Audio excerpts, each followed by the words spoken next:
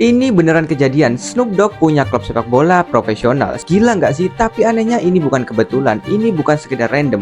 Ini tanda kalau sepak bola lagi berubah arah. Pelan-pelan tapi drastis sih. Snoop Dogg. Da, da, da, da, da. You know I'm back up in the NYC. Come on, everybody. Snoop Dogg bukan satu-satunya. Coba denger daftar ini pelan-pelan. Ryan Reynolds, Tom Bradley, Ed Sheeran, David Beckham, Drake. Mereka semua punya saham di klub sepak bola. Dan jangan salah, ini bukan soal duit. Mereka udah kebanyakan duit, bukan soal ketenaran juga. Nama mereka udah gede duluan. Ini soal sesuatu yang lebih besar. Mereka lagi nulis ulang DNA sepak bola. Dulu sepak bola itu sederhana banget, sepatu kotor, lapangan jelek, udah biasa. Menang kalah urusan belakangan, yang penting loyal. Sekarang sepak bola itu bisnis, kontrak ratusan juta, hak siar gila-gilaan, satu pemain nilainya lebih mahal dari satu klub. Dan belakangan ada yang berubah lagi, pertandingan di divisi 3 bisa disebut Hollywood Derby. Matchday rasanya kayak episode baru di serial Netflix, dan sekarang Snoop Dogg masuk. Pertanyaannya, apa yang sebenarnya terjadi di dunia sepak bola? Cerita ini sebenarnya dimulai dari satu orang, Elton John. Dari kecil dia fans Watford. Bukan gimmick, bukan buat konten juga. Tahun 1976 dia beli klub itu, Watford. Waktu itu berantakan banget, tapi 5 tahun kemudian dari divisi bawah naik ke kasta tertinggi. Dan itu bukan bisnis, itu cinta. Gak ada strategi secara global. Gak ada dokumentasi seriesnya juga. Cuma seseorang yang pengen nyelamatin klub masa kecilnya.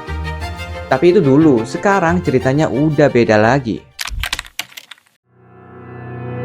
Sekarang coba lihat daftar ini lagi. Beckham, Ryan Reynolds, Michael B. Jordan, Ed Sheeran, Drake, Will Ferrell, Tom Brady, dan sekarang Snoop Dogg. Kayak daftar tamu Met Gala tapi ini versi sepak bola.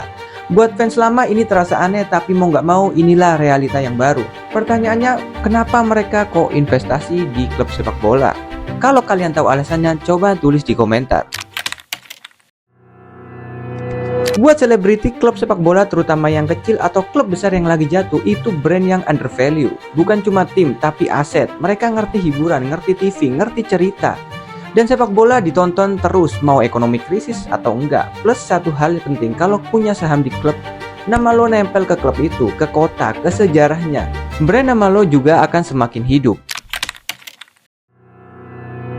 Sekarang dari sisi klub, uang jelas, tapi bukan itu doang. Selebriti bawa perhatian, followers mereka sering lebih banyak dari fans klub itu sendiri. Satu postingan Snoop Dogg lebih banyak ditonton daripada satu musim pertandingan Swansea. Itu peluang besar, sponsor bisa masuk, merchandise bakal laku, pemain lebih tertarik gabung.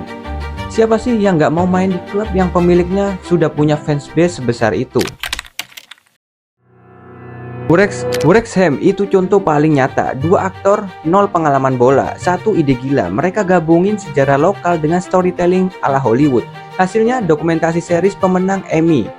Fans global, pariwisata naik, nilai klub melonjak, promosi 3 kali berturut-turut, dan ceritanya masih akan terus berlanjut.